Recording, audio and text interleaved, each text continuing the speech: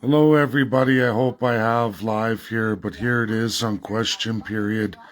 C CTV, so morning question period. It's not coming tonight. It's right now, 9 a.m.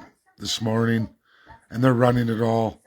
Just went through the highlights of Canada, the 51st state, China's deal, and the Chinese pipeline from BC that Alberta and Mark Carney are negotiating with David Eby.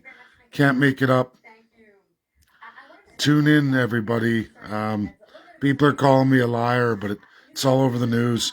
China's going to give, they also just went through China giving the news.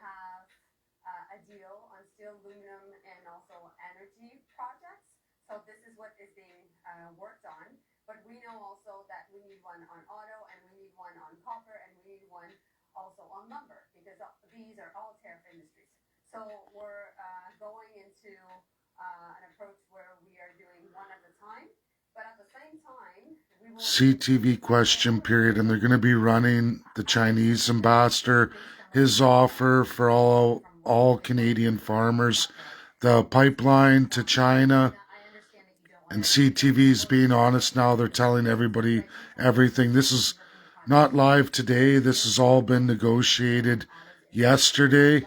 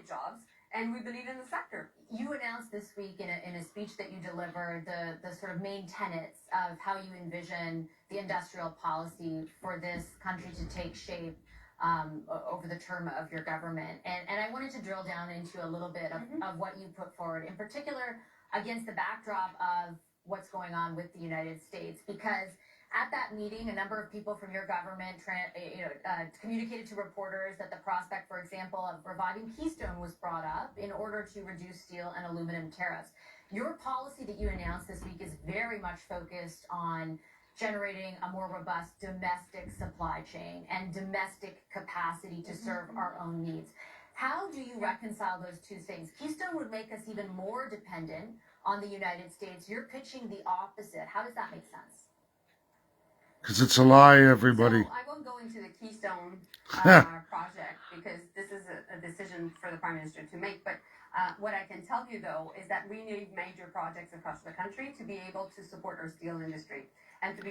It's all for China, everybody. All for China. I'll give CTV credit. I've been tagging them for the last 2 weeks along with all media. They're the first ones to highlight this stuff.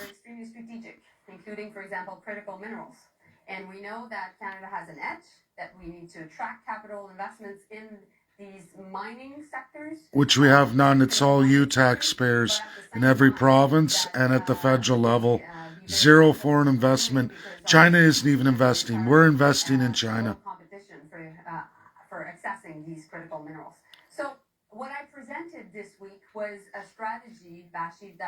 As she said, all our critical minerals are owned by China. They have the rights to all of it. But also, while there's lots of unpredictability in this world, while we're living in a much more complicated and a dangerous world, we will be able also to create jobs.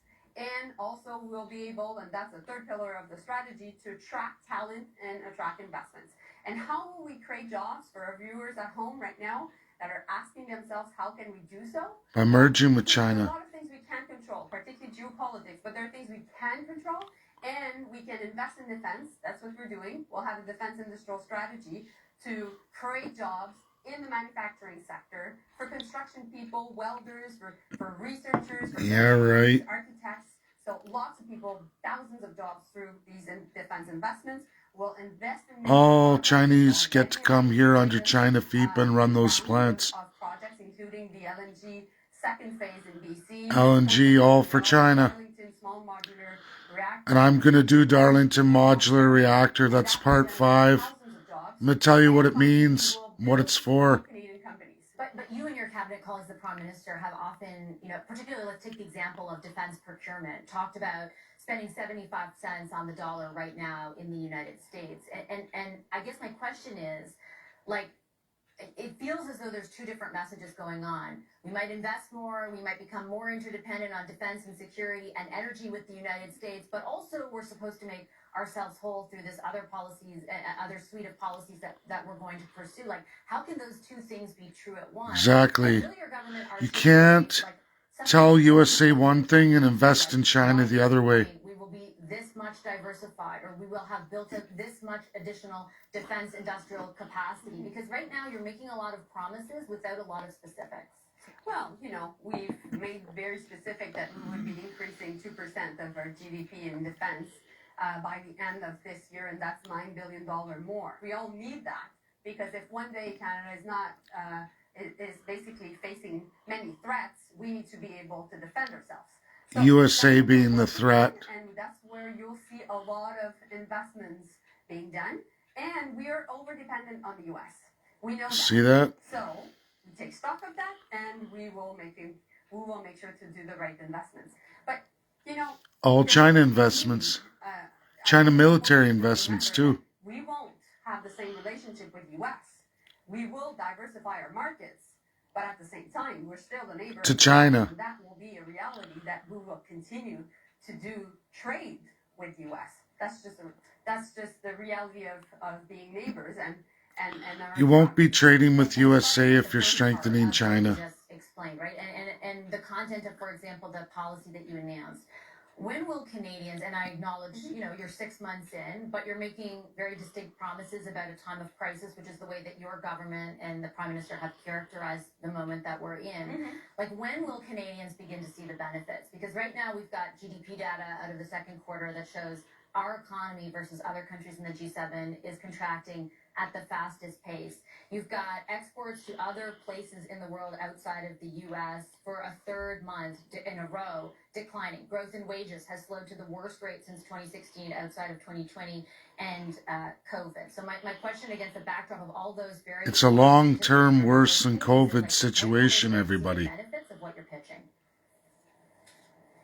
Well, I think you have to look at the Friday numbers of jobs. 60,000 new jobs. 60,000 government jobs.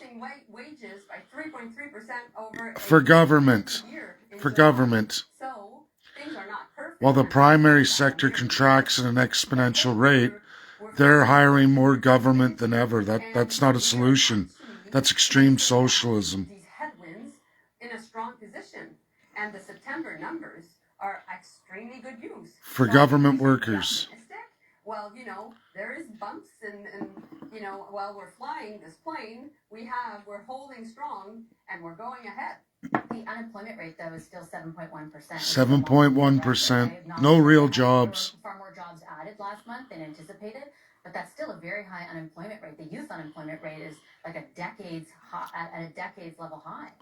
But I'm just saying, we just increased by 60,000 jobs in a for month. Government. So I think it shows that it's moving. Okay, I will leave it on that note. I've taken enough of your time, Minister. I appreciate it as always. Thank you very much. Pleasure. Thank you, Bashi. Coming up, the Liberal government is reviewing its planned purchase of American-made F-35 fighter jets because of the ongoing trade war. But Can the military really afford yet another delay? Chief of Defense Staff General Ginny. So they're not buying the U.S. planes. Donald Trump already told us that. The ambassador of USA. I'm going to pause it, everybody. And we'll come back after the commercial. If I can.